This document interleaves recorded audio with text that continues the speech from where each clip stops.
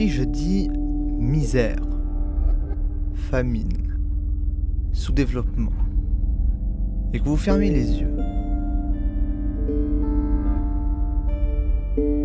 vous avez possiblement pensé à autre chose, mais n'empêche que le constat est limpide.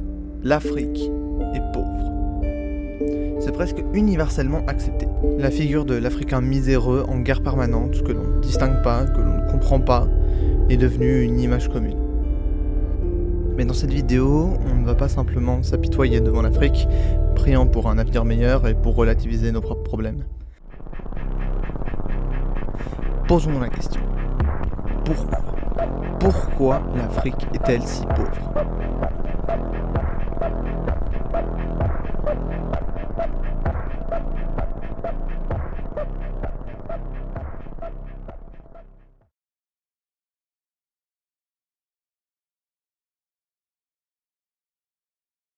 Alors cette question, beaucoup de gens ont essayé d'y répondre. Et on n'a pas attendu que l'Afrique soit en guerre pour y répondre. L'histoire de France, c'est une histoire de la conquête des races gauloises, des territoires français, de la race romaine du territoire gaulois et de la conquête de la race germanique des Francs, des territoires de la race romaine. Ainsi, dans toute son histoire, la France n'a cessé d'être dans une lutte constante entre races, telles sont les origines de la noblesse de France. C'est dans ces quelques phrases que l'on peut résumer la pensée de Henri de Boulainvilliers, qui dans son ouvrage Essai sur la noblesse de France, nous explique en 500 pages la légitimité de la dynastie des Bourbons sur le territoire français en tant que victorieux contre les races inférieures. En effet, 18 ans plus tard, Montesquieu nous expliquera à son tour: les peuples d'Europe ayant exterminé les peuples d'Amérique ont dû réduire en esclavage ceux d'Afrique pour pouvoir défricher toutes ces terres. Le sucre serait bien trop cher si l'on ne faisait travailler la plante qui le produit par des esclaves. Ceux dont il s'agit sont noirs depuis les pieds jusqu'à la tête. Ils en ont le nez si écrasé qu'il est presque impossible de les plaindre. On ne peut se mettre dans l'esprit que Dieu, qui est un être si sage, émit une âme, surtout une âme bonne, dans un corps tout noir. Il est si naturel de penser que c'est la couleur qui constitue l'essence de l'humanité, que les peuples d'Asie qui font des eunuques privent toujours les Noirs du rapport qu'ils ont avec nous d'une manière plus marquée. Une preuve que les nègres n'ont pas le sens commun, c'est qu'ils font plus de cas d'un collier de verre que de l'or, qui chez les nations policées est d'une si grande conséquence. Il est impossible que nous supposons que ces gens-là soient des hommes, parce que si nous les supposons des hommes, on commencerait à croire que nous ne sommes pas nous-mêmes chrétiens. Les petits esprits exagèrent trop l'injustice que l'on fait aux Africains, car si elle était telle qu'ils le disent, ne serait-il pas venu dans la tête des princes d'Europe, qui font entre eux tant de conventions inutiles, d'en faire une générale faveur de la miséricorde et de la pitié. Très basé ça. Et bien sûr, les Lumières, parce que c'est d'où on parle, continueront par la suite de nous éclairer, du coup. Parce qu'avant, c'était noir, voilà, sans mauvais jeu de mots, on n'y voyait rien, on comprenait rien, et là d'un coup, bam, voilà. Les blancs sont supérieurs à ces nègres, comme les nègres le sont aux singes, et comme les singes le sont aux huîtres. Ça, c'est Voltaire. Vraiment des lumières, je vous dis, hein. Un véritable génie, monsieur. Nous n'achetons des esclaves domestiques que chez les nègres. On nous reproche ce commerce. Un peuple qui trafique ses enfants est encore plus condamnable que l'acheteur. Ce négoce démontre notre supériorité. Celui qui se donne à un maître était né pour en avoir. Mais quelle clairvoyance! Merci, Voltaire! Alors, on est en 1551 et la France, elle commerce pas mal entre les Amériques, l'Europe et l'Afrique. Le fameux commerce triangulaire très connu aujourd'hui. On part acheter des esclaves sur les côtes de l'Afrique pour aller revendre le bétail en Amérique, au Texas, dans les plantations de sucre et de coton à Haïti, dans les Caraïbes. Mais alors, au 19e siècle, quand l'industrialisation a fait son chemin et que l'Afrique passe d'un coup de terres mystérieuses, inexplorables et inexplorées à nouveaux terrains de golf inutilisés remplis de ressources et matières premières innombrables, la justification de la France se déchaînera. Et plus tard, avec la ruée vers l'Afrique, c'est bientôt toute l'Europe qui adhérera à cette vision. Il est évident que les Blancs sont supérieurs aux autres races, tant par leur beauté que par leur force, leur intelligence et leur capacité à créer des civilisations. Le noir gît en bas de l'échelle. Son physique rappelle la structure du singe. Si ses sens sont développés, ses facultés pensantes sont médiocres ou même nulles. Le mélange des races est un principe de mort qui fomente la chute des civilisations. La confusion ethnique est plus frappante et le plus obscur de tous les phénomènes de l'histoire. La race blanche est la seule qui ait produit des civilisations durables et qui ait montré une véritable capacité à gouverner. Le croisement entre les races entraîne une dégénérescence. La pureté raciale est essentielle à la vitalité d'une civilisation. Ça, c'est Joseph Arthur de Gobineau dans son essai sur l'inégalité des races humaines en 1853. On peut dire que c'est un peu lui le papa de toutes ces théories. C'est lui qui est le plus franc quoi, sur les facts. Et voilà, mais à partir de là, c'est le déluge. La diversité des races est la source de toutes les inégalités. La forme du crâne est l'indice des facultés intellectuelles et morales. La race aryenne est la seule véritable force créatrice. L'homme est le produit de son milieu et de sa race. La race est la base de la société. Les races sont inégales et leur hiérarchie est une vérité historique. La race est l'essence de l'homme. Les races inférieures doivent être exclues de la société civilisée. La nation doit être fondée sur la race. La notion de race est indispensable à la biologie. La race, le milieu et l'époque expliquent l'individu. Chaque culture a sa race et chaque race a sa culture. La race est un concept spirituel qui dépasse la simple biologie. Les races sont l'élément fondamental de la civilisation. La menace des races inférieures est un danger pour la civilisation. La préservation de la race blanche est essentielle pour l'avenir de l'Amérique. La race est la clé de notre destin. Les théories comme ça porte un nom. La classification et la hiérarchisation des hommes en races opposées les unes aux autres, ça a été la première analyse moderne de l'Afrique par les Européens. Et il ne faut surtout pas sous-estimer l'impact de 200 ans de recherche sur l'Afrique basée sur la race dans les analyses actuelles. Si en effet ces théories ne sont plus aussi en vogue qu'à l'époque, tout comme l'exploitation coloniale, le racialisme est devenu plus subtil. On retrouvera énormément de fatalisme dans les analyses modernes basées sur la race, car la plupart sont là juste pour justifier l'ordre en place, et pas pour réellement répondre à notre question. La théorisation et la rhétorique scientifique d'une grande ampleur, dans le but d'achever un objectif politique, c'est quelque chose de commun dans l'histoire. Le milieu universitaire des grandes élites intellectuelles, c'est sous la tutelle de l'État. L'État capitaliste, bourgeois, il sera toujours là pour rationaliser et justifier les actions de cet État. Au fait, ils sont même là spécialement pour ça. Avant la colonisation, les rois d'Europe, c'était certes pas de grands progressistes antiracistes. Donc si t'étais un frère croyant, ça allait. Peu importe si t'étais un Éthiopien ou un Français. Ces théories, elles trouvent leurs origines profondes dans l'impérialisme. Et tant que cet impérialisme n'aura pas complètement disparu, nouvelle forme néocoloniale comprise, les théories racialistes subsisteront et continueront d'être utilisées dans la même manière. Alors, je l'ai pas précisé jusqu'ici parce que c'est une évidence, mais ces théories sont purement fausses. Scientifiquement, c'est du carton, seuls les quelques extrémistes du GUD ou quelques pétainistes partisans d'Éric Zemmour pourraient encore utiliser ces théories. La bourgeoisie classique s'est repliée sur un racisme moins frontal, plus subtil, qui est admis par l'ensemble des partis bourgeois, bien que bien sûr certains en fassent plus que d'autres. Ces théories restent toujours une carte efficace de la bourgeoisie. Mais mis à part le côté biologique, scientifique, cherchant à nous expliquer de manière cohérente la supériorité de l'homme blanc européen sur ces hordes barbares de nègres et d'asiatiques, il reste l'insupériorité objective tout au long de l'histoire du continent européen sur ces prétendues races inférieures. Comment expliquez-vous, mon bon monsieur, que si nous ne sommes point supérieurs à ces représentants des peuples des forêts, ils se soient laissés faire prendre toutes leurs terres avec une facilité déconcertante? C'est bien la preuve de notre supériorité raciale. C'est QFD. Question. Est-ce que ça a vraiment toujours été comme ça en Afrique? Alors, quelque chose qu'on fait souvent en histoire et que les droitoirs racistes ne prennent pas le temps de faire, c'est aller voir l'Afrique précoloniale. Est-ce que l'Afrique a vraiment toujours été pauvre?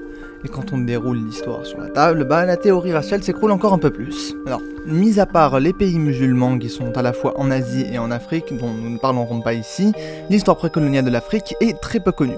Mais quelques cas assez populaires nous donnent déjà une idée d'à quoi l'Afrique ressemble avant les colons. L'un des plus connus en termes de richesse est le Mali. Au Moyen-Âge, le territoire était sous le contrôle de l'empire du Ghana. Pendant près d'un millénaire, l'empire Ouagadougou, comme l'appelaient ses habitants, s'étendait sur l'actuelle Mauritanie et sur le Mali, ainsi que sur la petite partie du Sénégal.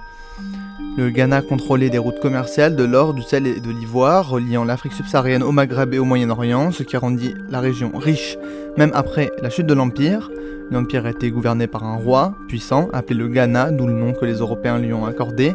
Le Ghana était connu pour sa prospérité, ses grandes villes et ses puissantes armées. Le prochain grand épisode de la région sera l'Empire du Mali, avec le désormais légendaire Mansa Moussa, fondé par Soundiata Keïta après la bataille de Kirina en 1235, qui marque la victoire sur l'Empire Soso.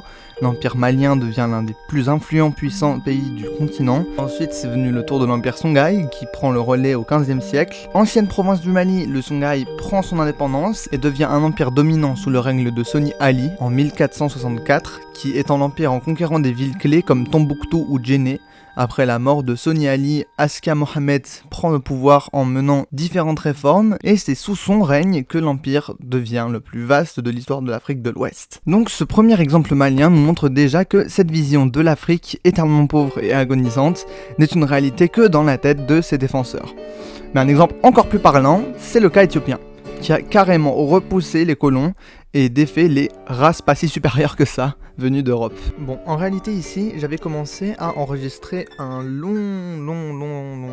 passage dans lequel je racontais l'histoire de quelques pays africains. Alors je n'ai gardé que le Mali parce que il était complet et en fait c'est largement suffisant comme ça, et pas besoin de rajouter 6 minutes 47 d'histoire en plus. La vidéo est déjà assez longue comme ça, et on revient à nos moutons. Donc avec tout ça, il est difficile d'affirmer sérieusement que les Européens aient été des sauveurs pour l'Afrique et que le continent est et sera toujours dans la misère sans les Européens. D'ailleurs, si on s'attarde encore un peu sur cette question, on voit bien que même les Européens admettent que l'Afrique, avant la colonisation, c'était super. David Livingstone, un explorateur écossais connu pour ses voyages en Afrique du Sud, a dit sur les peuples d'Afrique lors de ses expéditions: il était pour beaucoup d'Européens impossible de comprendre la festivité et la joie africaine. Donc il est indéniable de dire que oui, l'Afrique a déjà été grande et elle a toujours été. Mais en vrai, ces théories raciales, ce sont des théories faisant partie d'une grande et magnifique famille des théories dans le monde de la recherche que j'ai affectueusement appelées les lectures à cause unique toutes pétées. C'est une marque déposée à partir de maintenant. Alors, si vous cherchez pourquoi tel pays est pauvre et pourquoi tel autre pays est riche sur internet, et plus particulièrement YouTube, vous tomberez souvent sur ce genre de vidéos vous expliquant que regardez, l'Allemagne, elle a une géographie parfaite, donc ça explique leur réussite et leur supériorité par rapport à l'Ouganda où là je sais pas, il fait super chaud quoi, et en vrai je sais pas qu'est-ce qu'il y a en Ouganda, mais c'est où ce pays en fait? L'idée qu'en fait les pays seraient prisonniers de leur géographie, c'est quelque chose d'assez courant pour tenter d'expliquer facilement la réussite de tel ou tel pays, mais que ce soit ces lectures géographiques, ces lectures raciales et pseudo-biologiques, ou encore celles qui ne se concentrent que sur la période de la colonisation et rien d'autre pour expliquer l'état de l'Afrique, c'est toujours des lectures à cause unique. Alors que tout le monde sait qu'il n'y a pratiquement jamais qu'une seule cause à un changement, et encore plus quand il est si gros que celui-là. On ne pourra jamais expliquer, même pas l'intégralité, même juste au moins une petite partie générale du problème, en ne prenant qu'un seul point d'attaque. D'ailleurs ça, c'est à cause de la dialectique, mon con. Les choses se conditionnent mutuellement, tu peux pas faire des analyses sérieuses en considérant les éléments analysés de manière isolée. Ça, en tant que marxiste, on est censé le savoir. Pourtant ça n'a pas l'air de déranger beaucoup d'entre nous de régler la question simplement en disant que tout est de la faute de l'impérialisme. Et ça c'est la solution de facilité.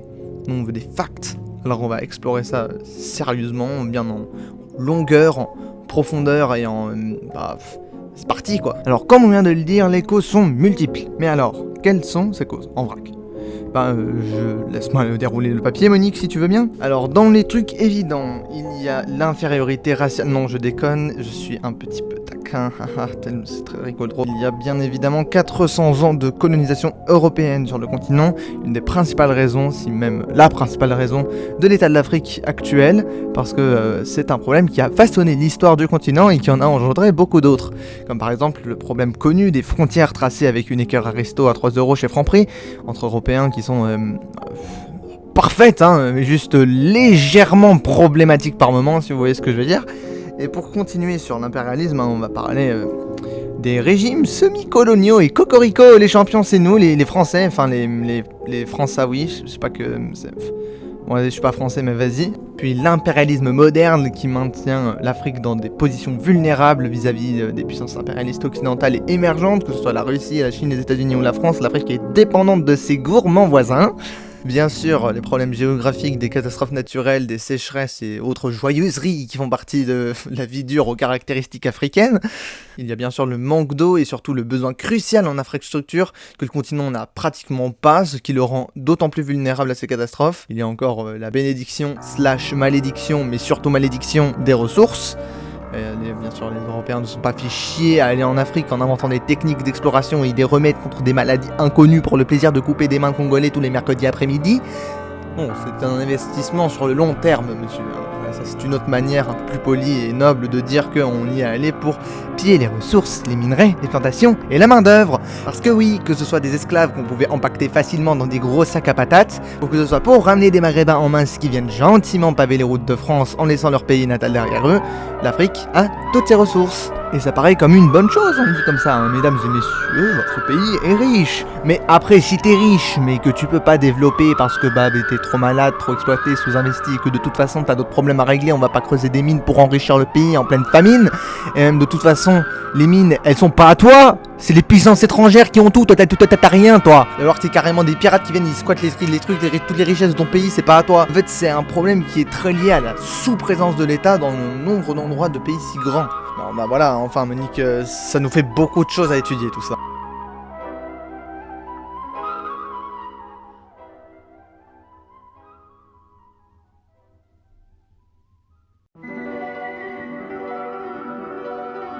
John Locke, notre colon britannique bien-aimé et père du libéralisme à l'anglaise, a fait don au futur génocidaire d'une idée raciste puissante.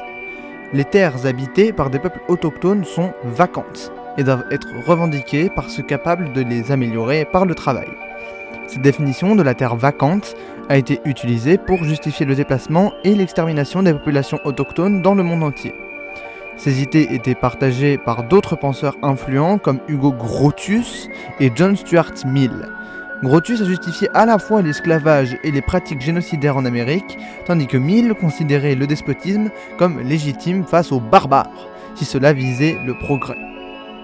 Selon Mill, la liberté était réservée à se juger assez mûr pour l'exercer.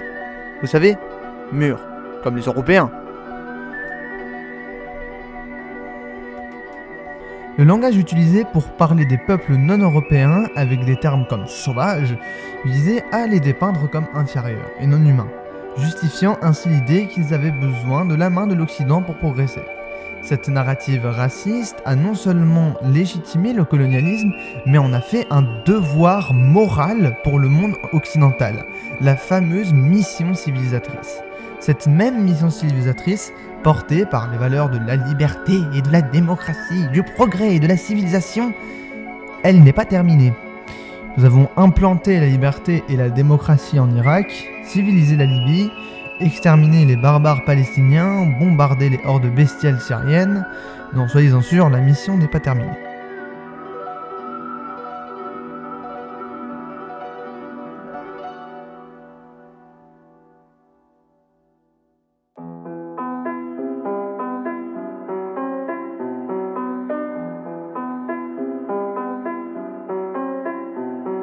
Au début du XVe siècle, les explorations maritimes européennes commencent à établir des comptoirs le long des côtes africaines.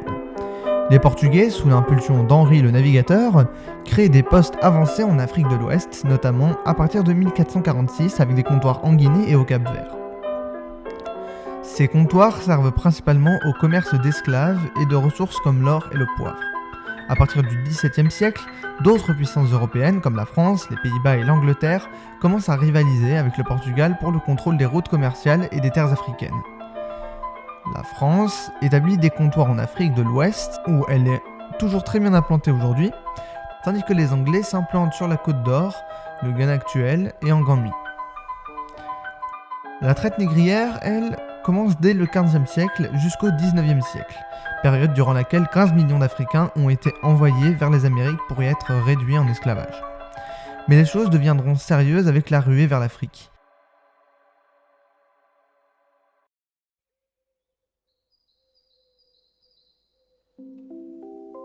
Jusqu'au XIXe siècle, la plupart des Européens avaient une connaissance limitée de l'intérieur de l'Afrique.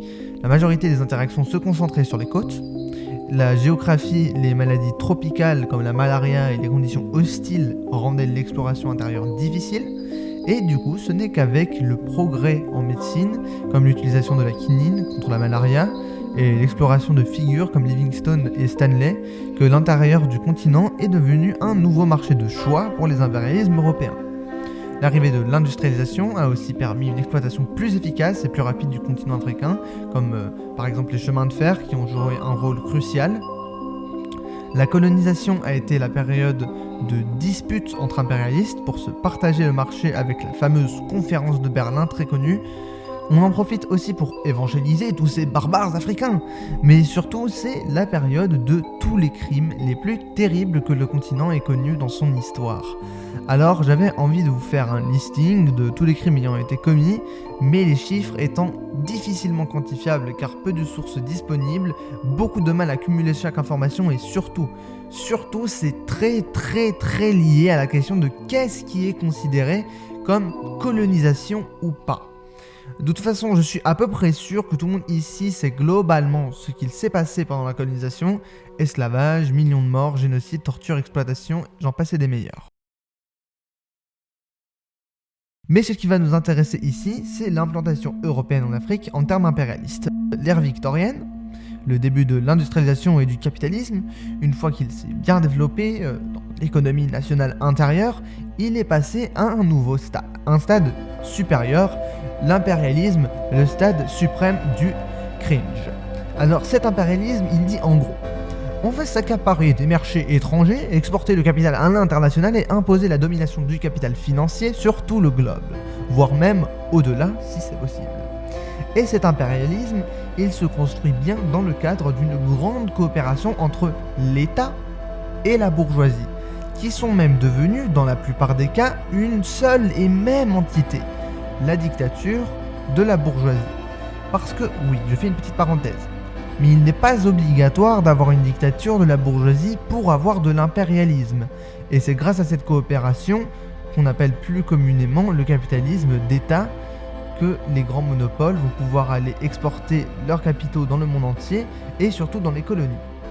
À l'époque des colonies, les paradis fiscaux, ils font la taille de continents entiers. Les civilisations entières sont réduites à la simple utilité de terrain de golf pour l'impérialisme européen. Les matières premières sont récupérées dans les colonies pour être ensuite transformées et redistribuées en Europe, ce qui appauvrit forcément la colonie, et pour pouvoir continuer à l'exploiter, on fait payer les pots cassés par les populations locales. Et au fait, la colonisation, c'est la première forme d'impérialisme à grande échelle qui nous vient à l'esprit quand on aborde le sujet. Et c'est principalement cet impérialisme qui est à l'origine de la pauvreté en Afrique. Parce que, forcément, si toutes les richesses de ton pays t'appartiennent plus, forcément tu t'appauvris, c'est logique. Parfois les colons s'amusent carrément à complètement flinguer des commerces qui étaient pourtant juteux et bénéfiques pour les colonies, simplement pour éviter la concurrence. Ce qui est quand même vachement ironique vis-à-vis de à quel point la concurrence est mise sur un piédestal dans la tête des libéraux capitalistes. Mais l'histoire nous prouve le contraire. L'Inde, par exemple, l'ex-empire moghol, qui était connu pour son historique industrie du textile, s'est vue volontairement détruite par l'Angleterre.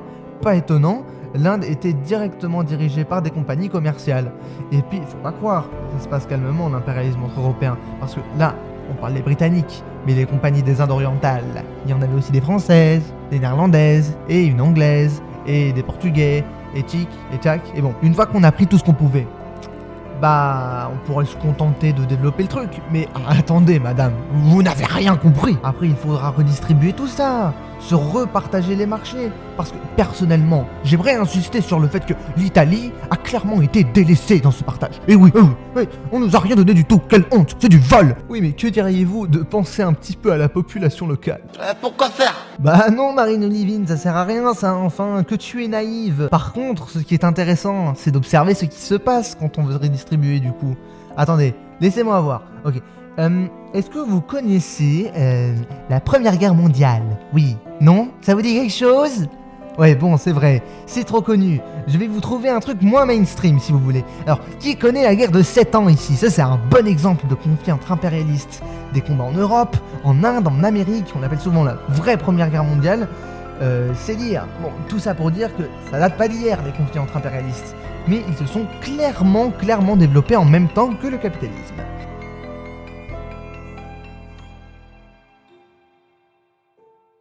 De quoi on parle déjà? Oui, l'Afrique, tout ça. Eh bien, alors la conférence de Berlin, c'est globalement le moment où on divise le marché africain entre différentes puissances. Il y a eu un premier grand repartage à la fin de la Première Guerre mondiale, un second à l'issue de la seconde, et surtout on a vu le début de la fusion des intérêts américains et anglais, et c'est ici que l'on voit les choses se compliquer. Le colonialisme vieillissant d'un impérialisme tout aussi pourri avait clairement besoin de se renouveler pour perdurer. Et oui, donc c'est donc durant toute cette période, allant de la fin de la Seconde Guerre mondiale jusqu'à aujourd'hui, que l'indépendance, ajouter des grosses guillemets, que l'indépendance des colonies arrivèrent les unes après les autres. Mais alors, une question se pose. Pourquoi les impérialistes libéreraient eux-mêmes les marchés qu'ils occupaient? Pourquoi cet autosabotage? Pour quelques libéraux, c'est une preuve que le capitalisme peut changer et adopter une forme plus humaine. La réalité est autre. Si nous pensons à l'Empire britannique, le plus grand empire de l'histoire, les Britanniques perdirent tout leur empire, poussés par une politique de décolonisation promue par Washington. Quel non-sens ces communistes de croire que le colonialisme est intrinsèquement lié au capitalisme, alors que ce sont les mêmes pays capitalistes qui les ont libérés. Et pour quelle raison? Pour quelle raison ces pays impérialistes ont-ils accepté de telles choses? Oui, mais c'est un peu la France. Oubliez ça, Hubert. Oubliez le temps béni des colonies. Ils sont indépendants maintenant.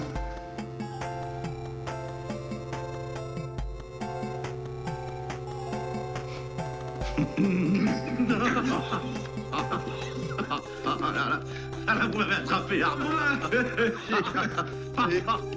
Suivez-moi, je vous emmène en salle de crise. Indépendant. Je l'ai pas vu venir. Le passage du colonialisme au néocolonialisme part d'un constat simple.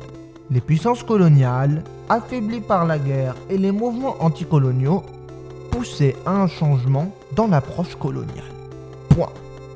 Ce changement se traduit par l'illusion de l'indépendance, la création d'organisations destinées au maintien de l'influence en Afrique, la transformation des colonies sous un fascisme pur et dur en des démocraties bourgeoises, vassales aux intérêts européens. Et pour finir, la continuation du colonialisme classique. Ce changement s'est fait sur la quasi-totalité du continent européen et a permis d'éviter une Afrique rouge. En effet, comme pour l'Inde, la plupart des colonies, les indépendantistes conscients de l'importance de l'impérialisme dans leur souffrance, se tournaient facilement vers le socialisme ou le panafricanisme. La décolonisation, en faisant croire à l'indépendance et à la liberté des anciennes colonies, qui a permis d'éviter des révolutions violentes et l'arrivée de régimes pro-URSS ou pro-chinois qui auraient déstabilisé l'exploitation coloniale, voire carrément détruit l'impérialisme occidental. Nous pouvons voir donc en Inde, en Afrique et partout dans le monde des myriades de pays apparaître dans le calme, permettant de continuer l'exploitation en toute tranquillité. Et au contraire, nous voyons toutes les colonies portugaises qui, elles, sont restées sous ce vieux système délabré, toutes tombées dans une révolution communiste.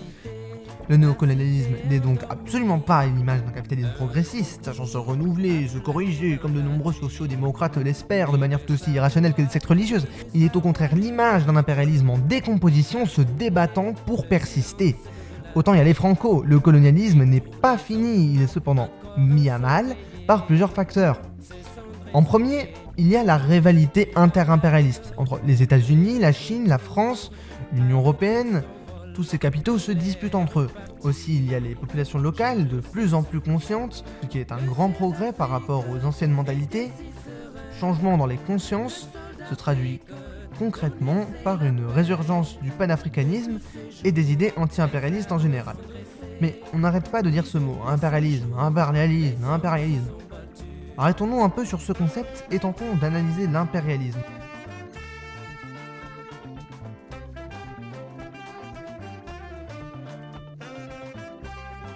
L'impérialisme français est historiquement ancré en Afrique de par la colonisation. Ce qui veut dire que la France n'a pas de problème à se poser sur comment s'introduire en Afrique, mais plutôt comment y rester. Son empire néocolonial résidu d'un impérialisme pourri reste très fragile. Premièrement, le français, dans les mentalités africaines, est depuis longtemps l'image du barbare blanc du Nord venant mettre l'Afrique à feu et à sang. Il est maintenant en laisse depuis des siècles. Ce qui n'est pas tout à fait faux et marque une relation historiquement négative et impopulaire auprès de la population locale. Je souligne ça pour bien mettre en évidence que l'impérialisme français n'est pas un processus en construction, mais bien en décomposition. Il est une relique du passé, tentant de survivre à des adversaires trop puissants pour elle, et sa chute est inévitable. Malgré ça, l'impérialisme français faisait partie des vieux empires et a eu le temps de bien développer ses méthodes, sa présence et son exploitation par différents moyens. Et certes, même si son ancienneté a permis à la population de démasquer les occupants depuis longtemps, ça a permis une expérience en termes d'exploitation impérialiste que les nouveaux joueurs n'ont pas encore. Un réseau français, une francophonie, une armée en présence, des parts dans de nombreuses exploitations africaines, etc. etc. Alors comment fonctionne l'impérialisme français ? Pour commencer, l'impérialisme français, comme la plupart des impérialismes dignes de ce nom, met en place de grandes exploitations des ressources naturelles. Tout le monde le sait, on le répète tout le temps, mais très concrètement, ça reste obscur. Et je n'ai pas envie de juste lâcher une vérité globale, voilà, exploitation des ressources. Déjà, premièrement, on peut se demander pourquoi ces ressources sont laissées exploiter par les gouvernements locaux. Il y a pour ça des raisons objectives. Premièrement, le besoin de développer des infrastructures comme point de départ. Les exploitations de ressources constituent une rentrée considérable d'argent pour ces États, qui pour l'Angola par exemple constituent 95% de leur exploitation, et ça c'est rien que pour le pétrole, et parfois un quart entier du PIB parce que très peu de diversification économique dans un pays sous-développé, tu m'étonnes. Donc ça c'est pour construire, mais après comment construire ? Là on a d'autres problèmes, comme le manque de qualification de population locale qui requiert un acteur étranger pour y travailler. Ils y occupent généralement les postes les plus qualifiés et les plus payés, créant ainsi une sorte de prolétariat privilégié, là où les locaux n'occupent que les postes les moins qualifiés, donc ouvriers en tout genre, etc. Ce qui, comme vous vous en doutez, crée des tensions sociales, car l'image quotidienne du blanc venu de France dans une exploitation minière venu donner des ordres aux locaux, avec la prise de conscience générale en Afrique de ce qu'est concrètement le néocolonialisme, ceci est reconnu à juste titre, comme le reflet d'un système impérialiste à l'échelle humaine. Donc ce prolétariat privilégié, comme je l'appelle, construit l'exploitation coloniale et sont gardés sur place pour entraver au maximum l'indépendance locale. Il n'est pas question de voir des postes de commandement gérés par des Noirs qui pourraient niquer les intérêts français en Afrique. Donc, ensuite, il faut souligner les coûts énormes de telles exploitations qui requièrent une injection massive de capital pour démarrer, puis pour fonctionner, parce qu'il faut les maintenir assez longtemps pour les rentabiliser. Et ces pays africains en question n'ont absolument pas les injections de capital nécessaires à disposition et sont donc obligés, entre grosses guillemets, de passer par les capitalistes compradors et autres accords d'investissement étrangers pour voir la construction d'exploitations minières, pétrolières, etc. sur leurs frontières, qui fatalement n'appartiendront pas pleinement aux pays exploités. Ça c'est pour les raisons évidentes, mais ensuite nous pouvons rajouter que les États bourgeois locaux n'essaient pas spécialement de restreindre cette exploitation. Les dynasties Bongo et autres Oufoué sont des élites politiques placées et maintenues par la France dans le but de protéger la continuation de l'impérialisme, et par là on parle bien de l'exploitation coloniale. Ces élites sont des collabos avec la bourgeoisie comprador française depuis la date de l'indépendance. Donc là on a d'un côté le problème de l'impérialisme qui vient se mélanger avec le problème global au continent africain qu'est la corruption. Ensuite, on a les pressions internationales d'institutions financières comme le FMI ou la Banque mondiale, faire plier les gouvernements réfractaires à l'exploitation. Alors, le FMI, comment ça marche? Le FMI accorde des prêts aux pays en difficulté financière en échange de la mise en place de réformes économiques spécifiques, notamment via les PAS, qui visent à rétablir les grands équilibres macroéconomiques et financiers, notamment en réduisant les déficits publics et la balance des paiements. Alors, qu'est-ce que ça veut dire en français? Très concrètement, donc c'est des thérapies de choc, thérapies de choc néolibérales, on en a l'habitude. Donc cette thérapie de choc a pour but de prendre des mesures immédiates pour attirer les capitaux étrangers et trouver des ressources destinées au remboursement de la dette, qui a elle-même été créée par le FMI. Donc abandon des subventions aux produits et services de première nécessité, donc riz, lait, sucre, farine, combustible, etc., etc. Réduction drastique des dépenses publiques, notamment les budgets sociaux, donc l'éducation, la santé, le logement, les infrastructures, la dévaluation de la monnaie locale, des taux d'intérêt extrêmement élevés, et bien d'autres trucs que j'ai expliqué juste après. Donc, tandis que les gouvernements africains recouraient fréquemment à des subventions pour maintenir des denrées de base à un prix abordable pour les plus démunis, le FMI et la Banque mondiale exigent la suppression de toutes ces aides. Les prix de ces biens et services vitaux ainsi que du combustible augmentent donc. Les populations ont d'énormes difficultés pour subvenir à leurs besoins alimentaires, pour la cuisson des aliments, pour faire bouillir de l'eau et la rendre potable. Le prix des transports en commun augmente sensiblement et les petits paysans qui doivent apporter leurs produits au marché urbain répercutent cette hausse du prix sur la vente de leurs produits. Les populations soumises à rude épreuve réagissent. Les exemples d'émeutes consécutives à ces mesures sont légion. Elles vont très vite être appelées émeutes anti-FMI ou émeutes de la faim. Donc, du Maroc dès 1980 à la Zambie, de la Tunisie à la Guinée, du Zimbabwe au Niger. Les soulèvements populaires face à ces hausses de prix sont nombreux en Afrique, souvent sévèrement réprimés, en accord avec les puissances occidentales, bien entendu. Comme au bon vieux temps des colonies. Au Ghana, pendant les 2 années suivant l'arrivée du pouvoir de John Kufuor en janvier 2001, le prix de l'électricité augmente de plus de 60%, ceux de l'eau et du téléphone suivent des pentes comparables. Dès janvier 2001, le prix de l'essence augmente de 64%, puis en janvier 2003, il double encore, et ce ne sont que quelques exemples.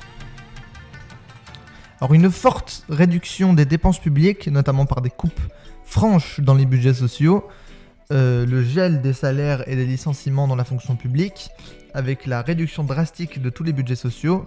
Les familles les plus fragiles sont souvent exclues de toute forme d'accès aux soins de base.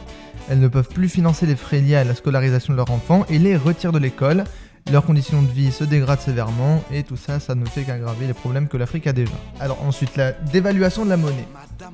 Donc, la monnaie qui est le franc CFA, parce qu'on prend l'impérialisme français ici. Parce que ce sont des problèmes qui sont assez généralisés, parce qu'on va voir que le FMI intervient aussi un peu dans tout ce qui est impérialisme occidental de manière générale, mais là on parle bien d'impérialisme français. Donc la dévaluation vise à rendre les produits locaux exportés moins chers, et donc plus compétitifs à l'international. Donc théoriquement, cela facilite leur vente, mais, parce qu'il y a un mais, pour obtenir la même qualité de devises étrangères, il faut vendre davantage. Inversement, les produits importés deviennent plus coûteux. Ainsi, le 11 janvier 1994, sur la pression du FMI et de la France, 14 gouvernements de la zone CFA ont accepté une dévaluation de 50% du franc CFA par rapport au franc français. Donc comment ça se traduit? Ça se traduit qu'un produit importé coûtant 100 francs CFA est passé à 200 francs CFA du jour au lendemain.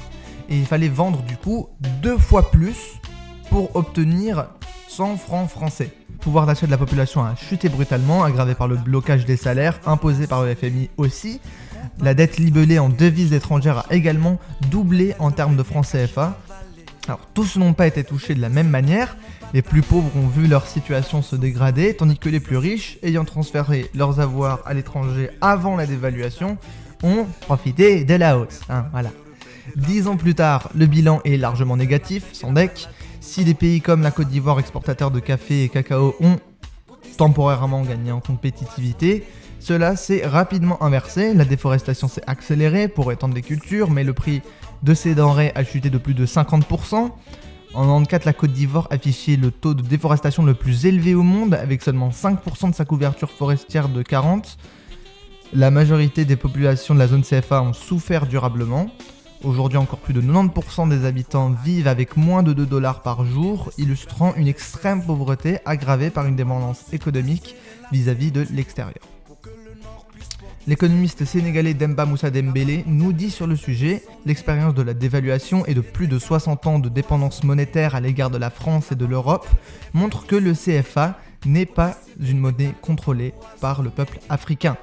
La récente augmentation des prix de certaines matières premières, pétrole, sucre et autres, peut, si elle se prolonge, apporter un répit aux pays d'Afrique de l'Ouest, mais en aucun cas renverser une situation économique et sociale qui n'a cessé de se dégrader depuis la dévaluation du franc CFA en 1994 imposée par Paris et par les institutions internationales. Celle-ci n'a apporté le développement escompté. La création de l'euro en 2002 a fait ressurgir chez les Africains une idée d'une monnaie panafricaine. Ensuite, le problème des taux d'intérêt élevés pour attirer les capitaux étrangers, parce que c'est pas juste pour le plaisir. Le problème est que les pays africains sont parmi les plus pauvres et beaucoup d'entre eux n'intéressent pas du tout les capitaux français ou occidentaux de manière générale. Les rares qui peuvent y prétendre, comme l'Afrique du Sud, le Nigeria ou les pays d'Afrique du Nord, voient alors affluer des capitaux spéculatifs, souvent pour une courte durée, ce qui est très peu intéressant pour l'économie locale et ne fait qu'augmenter l'exploitation capitaliste. Cela peut provoquer par exemple une augmentation du prix des terrains et des logements s'il s'agit d'une spéculation immobilière. Par ailleurs, les petits producteurs empruntent sur le marché local pour acheter les semences, les engrais, les outils, etc. La hausse des taux d'intérêt réduisant leur capacité d'emprunt, l'ensemencement diminue, la production chute.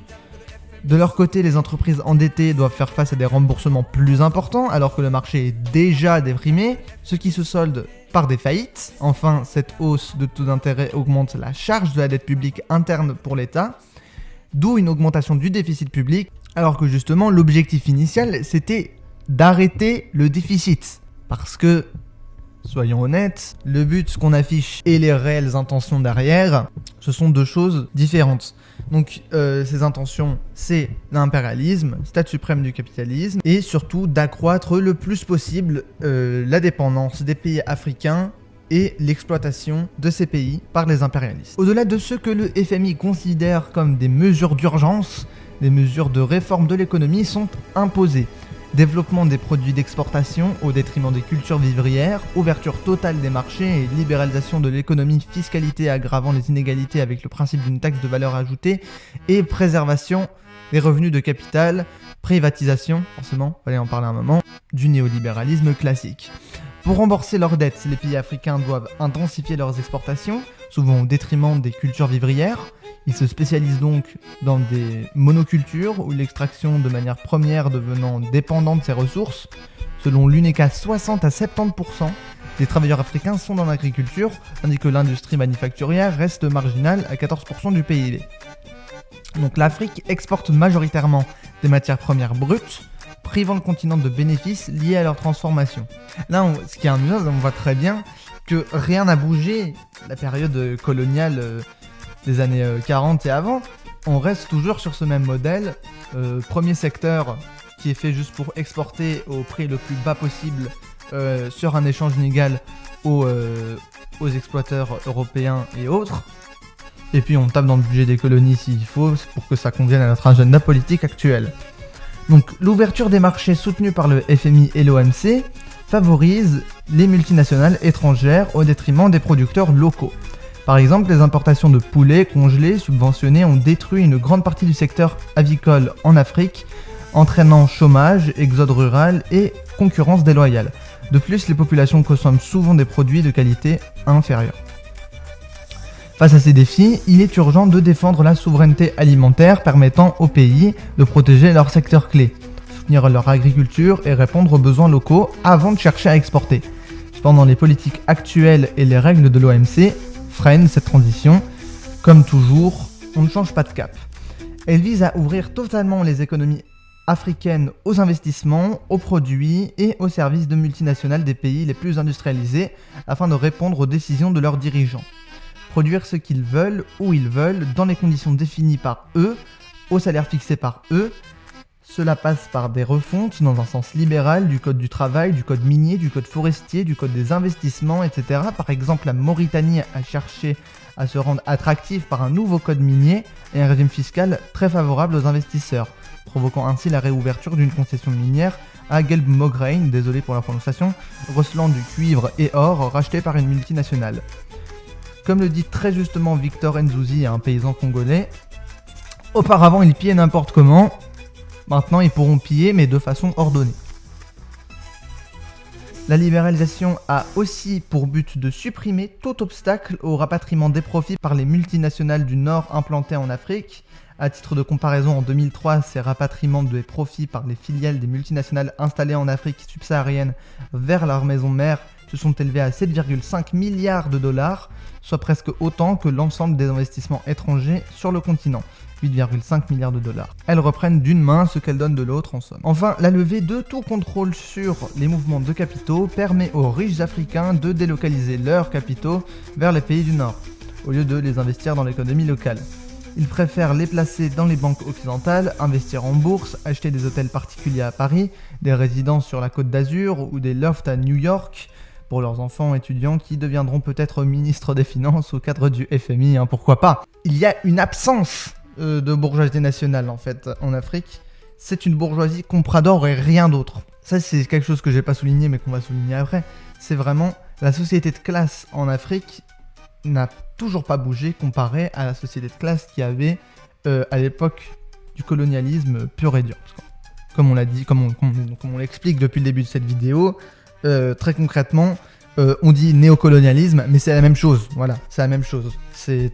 C'est les mêmes méthodes, les mêmes objectifs. C'est juste qu'il y a eu un recul de la part de l'Europe, de la part des impérialistes, pour des raisons purement pratiques. Donc là aussi, l'échec est patent. Joseph Stiglitz le dit clairement en mars 2004. Même le FMI reconnaît aujourd'hui que l'ouverture des flux de capitaux n'a apporté ni croissance, ni stabilité à de nombreux pays en développement. Ah bon ? J'aurais pas dit. Bon, pour résumer, le FMI c'est la libération du commerce et des prix, la privatisation des entreprises publiques, la réduction des dépenses publiques, notamment dans les secteurs sociaux, la déréglementation des marchés, l'intégration à l'économie mondiale selon les principes de l'économie libérale, les politiques d'austérité, le pass, etc., etc., etc. Le néolibéralisme, en gros. Nous avons beau dire que la France est en mauvaise position, son réseau impérialiste reste bien plus développé que n'importe quel autre pays sur le continent. De Napoléon III à Macron, en passant par De Gaulle et Pétain, la France a toujours su garder une place importante en Afrique, notamment l'Afrique de l'Ouest. Il ne faut pas oublier cela. Et même si une prise de conscience générale s'opère en particulier au Sahel qui a une histoire d'autant plus chargée d'impérialisme français, l'impérialisme français garde ses loyalistes africains, fredonnant à quelques notes près la même mélodie que sifflaient les vieux colons. La France est une alliée de l'Afrique, et il n'est pas question d'interférer avec nos camarades africains, voyez-vous. Nous sommes conscients de notre passé, qui est un passé lourd. Il y a eu des erreurs, certes, mais aujourd'hui, nous avons l'espoir de construire un nouveau partenariat durable avec les Africains et blablabla. Dans les faits, Thomas Sankara a été tué par Mitterrand, Lumumba éliminé aussi, la CEDEAO cherche à intervenir au Sahel, la France protège la dynastie Bongo, les opérations Norrois, Épervier, Mental, Serval, Sangaris, les sanctions contre le Bénin, le Congo, Madagascar, les cellules de l'Elysée dédiées à l'influence de la politique africaine, les élections truquées, les dirigeants fantoches, les coups d'état et j'en oublie beaucoup. Tout ça c'est du bullshit et beaucoup d'Africains, et oui, je pense particulièrement à la Côte d'Ivoire en disant ça, ont été et continuent à être bernés par ce discours d'amitié et de paix et de partenariat durable, la défense des droits de l'homme et de la démocratie. Ça c'est vraiment devenu la catchphrase de l'impérialisme français qui est toujours dite sur ce ton paternaliste qui a le don d'énerver les quelques locaux pourvus de neurones. D'ailleurs, les impérialistes ont toujours leur manière à eux de se différencier des autres puissances en jeu, histoire de bien montrer que eux ne sont pas comme les autres. Les Chinois vont expliquer aux Africains qu'ils sont là pour aider à les développer réellement dans une perspective de multilatéralisme et de compréhension entre les civilisations, et pas simplement de les exploiter comme des colons français. Alors les Français eux expliquent l'amitié francophone et la défense des droits de l'homme et de la démocratie contre les dictateurs de l'Est. La Russie n'est là que pour aider les Africains à se défaire des impérialistes et de la décadence de l'Occident empli d'homosexuels et autres LGBT impérialistes. Bref, vous avez compris, chacun a son discours, mais rien n'est très différent dans la fin, seuls les moyens changent. Alors quels sont les moyens français ? Quelle est la réelle nature des exports de capitaux françaouis en Afrique ? Une idée répandue dans les cercles marxistes-léninistes moyennement avancés, si on peut dire ça comme ça, est que la France ne fait qu'exploiter les ressources minières de l'Afrique et envoie ses entreprises privées fonder des filiales destinées à profiter de consommateurs africains, là où la Chine et la Russie se différencieraient de la France, en investissant dans l'économie réelle qui règle des problèmes très concrets qui se posent pour l'Afrique avec beaucoup plus de grands projets d'infrastructures titanesques comme de grands barrages ou des centrales nucléaires. Ce qui favorise forcément un réel développement et un multilatéralisme comme système de compréhension mutuelle profitable à tous. Cette perspective est partiellement vraie, elle reflète certes une orientation chinoise qu'on pourrait qualifier de plus spécialisée ou plus aguichante, que nous verrons plus tard, mais d'abord, elle romantise une relation qui reste impérialiste, et surtout se trompe sur la nature des investissements français.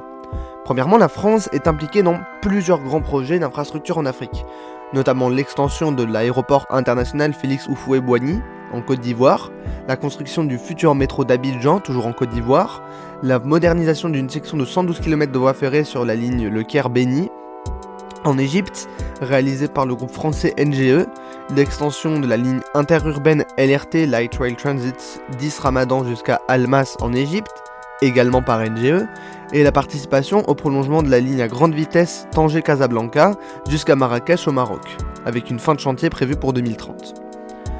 La France investit bel et bien dans l'économie réelle, mais a un faible pour les IDE d'entreprises privées bien plus diversifiées que n'importe quelle autre puissance venant se loger dans tous les secteurs et ayant pour effet de bloquer complètement l'émergence de bourgeoisie nationale africaine et de contrôler l'économie avec des parts conséquentes des entreprises locales. Le stock d'IDE français en Afrique était estimé à 65 milliards de dollars en 2019, ce qui place la France en seconde place en termes de stock d'IDE, juste derrière les Royaumes-Unis.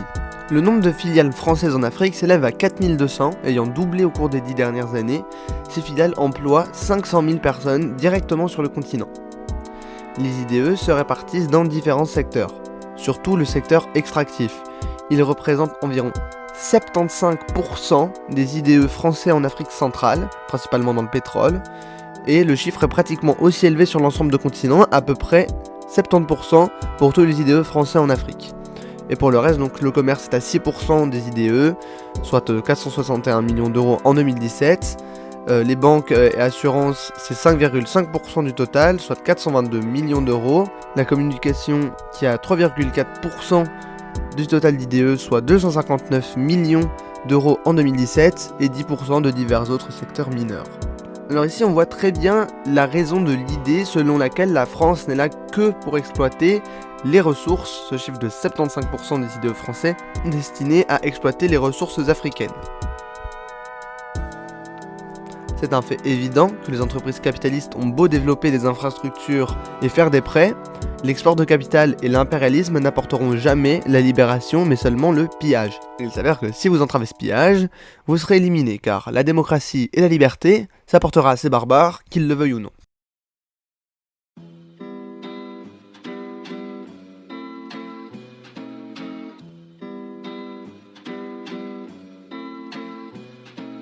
Alors pour vous donner quelques exemples un peu plus concrets en termes d'exploitation minière par exemple ou de ressources premières, on a le fameux uranium nigérien exploité par Areva, donc maintenant Orano je pense, une entreprise française qui a longtemps exploité les mines d'uranium nigériennes à des conditions très avantageuses, ce qui a récemment changé avec le coup d'état au Niger. Ensuite il y a le pétrole au Gabon, donc Total, la compagnie pétrolière française qui exploite depuis des décennies les gisements pétroliers gabonais, ce qui contribue certes à une part importante des revenus de l'État, mais aussi à une énorme dépendance économique. Donc pas étonnant que ce soit ces pays-là spécifiquement qui se révoltent aujourd'hui, et que ce soit ces pays-là que nos bourgeois de plateau et de papier ne tardent pas à insulter des mêmes noms que l'on hurle en boucle dès qu'un quelconque régime de gauche ou de droite s'oppose à la domination atlantiste normalisée. Encore un point, on arrive à la fin. très intéressant de l'impérialisme français, c'est la fameuse CEDEAO. Donc officiellement, la CEDEAO, Communauté économique des États de l'Afrique de l'Ouest, joue un rôle crucial dans l'intégration économique, la stabilité politique et le développement régional en Afrique de l'Ouest. Elle se concentre sur l'économie pour promouvoir l'intégration et la coopération économique, créer une union économique régionale pour améliorer les conditions de vie des Africains. Elle s'occupe de la politique et de la sécurité pour prévenir et résoudre les conflits, maintenir la paix via les COMOG créés en 1990, gérer les crises politiques et les coups d'état, conflits civils, etc., etc. Et bien sûr s'occuper du développement de nos amis africains, construire les infrastructures, les transports, les télécommunications, les coordonnées, les initiatives entre les États membres. Voilà, toutes ces choses-là sont très positives pour la CEDEAO, et c'est pour ça que la CEDEAO est notre allié à tous, la CEDEAO est un ami. Dans la réalité, la CEDEAO c'est des interventions militaires. Donc les COMOG, la branche militaire de la CEDEAO, est intervenue à plusieurs reprises dans les affaires internes de pays africains, le plus souvent pour y sécuriser les intérêts français, mais aussi d'autres puissances impérialistes comme les USA ou l'Union Européenne. Ils sont intervenus au Libéria pendant la guerre civile au Sierra Leone, lors du coup d'état militaire de 97, de la junte chassée en 2000, lors de l'opération Palicier de la Grande-Bretagne sur le sol africain, lors de la guerre civile en Guinée-Bissau, une seconde fois au Libéria, lors de la crise post-élection entre le président social-démocrate Laurent Gbagbo refusant les résultats truqués des élections ivoiriennes, donnant la victoire à Alassane Ouattara en 2011. D'ailleurs, au passage, Gbagbo finira en prison en 2011 après l'intervention de la CEDEAO pour la deuxième fois consécutive, la première étant lors des manifestations étudiantes où Ouattara, encore lui, l'avait déjà maltraité de la sorte. Bien entendu, la CEDEAO préserve la démocratie en laissant Alassane gagner avec un très raisonnable et très démocratique score de 96% des voix et son opposant politique en prison. D'ailleurs, ça risque de changer avec les élections ivoiriennes à venir et la prise de position de Gbagbo en faveur de l'AES, dont nous parlerons un peu plus tard, étant donné l'importance du sujet de l'AES en Afrique. Ensuite, les COMOG est aussi intervenu en Gambie en 2017, avec une autre crise post-électorale, et enfin les menaces d'intervention armée et sanctions contre le Mali, le Niger et le Burkina Faso en 2020 lors du divorce sahélien de la CEDEAO, marquant un tournant majeur dans la région, comme je viens de lire juste avant en parlant de l'AES.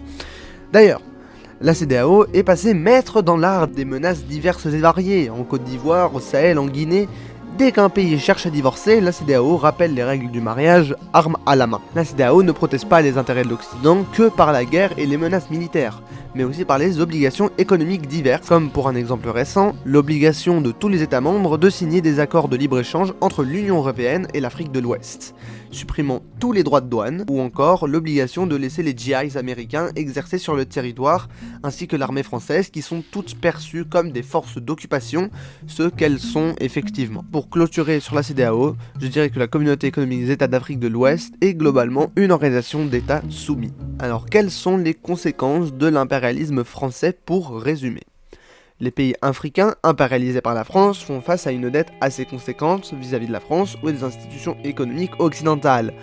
On peut noter une stagnation économique des plus consternantes, avec beaucoup de pays africains qui sont aujourd'hui plus pauvres qu'avant l'indépendance. L'impérialisme, comme toujours, crée une dépendance économique dans l'import-export, une dépendance monétaire, une dépendance militaire, une dépendance politique, ce qui crée logiquement une carence de souveraineté alarmante, mais qui ne saura pas faire bouger les dirigeants corrompus, soutenus par la CEDEAO et le ministère des Affaires étrangères. Et tout ce bordel, ça fait grandir une conscience de classe d'opprimés par l'impérialisme en Afrique et un mécontentement général de plus en plus généralisé sur tout le continent, mais en particulier dans les zones de l'impérialisme français en décomposition, et c'est pour cette raison que le futur de cet impérialisme est presque certain. Alors nous allons aborder le dernier point concernant l'impérialisme français. Quel avenir pour la France-Afrique ? Comme nous l'avons vu dans cette partie, l'impérialisme français est le plus fatigué de tous. Clairement maillon faible de l'impérialisme, la France est en train de perdre son terrain de jeu principal. Alors récapitulons. Impérialisme impopulaire à cause du passif historique, prise de conscience des Africains vis-à-vis du rôle de la France, offre d'investissement peu intéressante pour les Africains, trop d'interventions directes, la présence armée et ses ingérences, la construction d'alternatives comme l'AES, la difficulté de la France à gérer son impérialisme au sein du pays comme à l'extérieur, et l'émergence de nouveaux acteurs plus intéressants qui font une concurrence plus grande. Alors avec tout ça, quel avenir ? Sauver l'impérialisme français sous son état actuel serait comme vouloir rester sous le mode colonial classique en 2010. Ça n'aurait aucun sens. Un changement de méthode est requis. Le problème numéro 1 à régler, c'est que on ne peut s'imposer à un peuple sans soutien. Autrement, on finira toujours par faillir. Et la France n'a plus aujourd'hui le soutien du peuple africain. La solution pourrait être de jouer comme le chinois. Donc en proposant toujours plus, en supprimant les inconvénients de leur impérialisme, temporairement, et globalement en essayant de redorer leur image comme une sorte de campagne de dédiabolisation, une sorte de social-démocratie de l'impérialisme. Cependant, on peut bien voir que ce n'est pas le chemin sur lequel la France se dirige. Elle n'en a d'ailleurs pas les moyens, ni l'envie. Et les Africains sont peut-être submergés de médias francophones et de propagande, ils ne sont pas cons non plus, et il y a de fortes chances que ça ne fonctionne pas. Alors l'hypothèse la plus probable s'inscrit dans la mouvance très actuelle de la création d'une bourgeoisie européenne. Le projet européen est d'un côté un magnifique instrument d'influence atlantiste américaine en Europe, mais avant tout un projet européen pour construire un marché et une bourgeoisie solide capable de concurrencer les États-Unis, la Chine et la Russie. Et on peut observer aujourd'hui que les deux camps, américains et européens, se font de plus en plus clairs. Trump qui prend une tournure beaucoup plus agressive vis-à-vis de l'UE, et l'Union européenne qui tente de construire son indépendance avec une armée européenne, toujours plus d'intégration des États membres, avec en tête de file le Reich néolibéral et l'armée française, la plus puissante d'Europe si on exclut la Turquie, qui met toujours plus d'argent dans le militaire, depuis quelques années seulement, avec des relocalisations d'industries militaires qui sont habituellement rares, spécifiquement sur le complexe militaro-industriel français. La chance de survie de l'impérialisme français serait donc une intégration complète de la bourgeoisie française dans la bourgeoisie européenne, qui lui permettrait de bénéficier d'un grand gain de moyens conséquents face à la Chine et la Russie, ainsi qu'aux États-Unis, et qui, combiné à une politique fasciste, mettant l'opposition et les ouvriers au pas, pourrait maintenir sa place en Afrique de manière violente très probablement. Même si bien entendu, tout ce projet européen a de fortes chances de s'écrouler avant tout. Comme l'impérialisme états-unien, les occidentaux sont de plus en plus en mauvaise position sur l'échiquier impérialiste mondial.